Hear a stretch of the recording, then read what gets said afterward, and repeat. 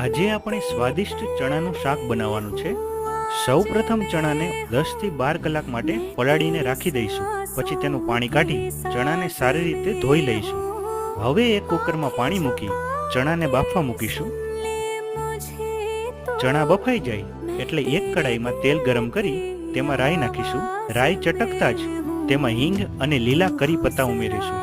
હવે તેમાં બાફેલા ચણાને નાખી મિક્સ કરીશું। ત્યારબાદ લસણની ચટણી ઉમેરીને તેને સારી રીતે ભેળવીશું।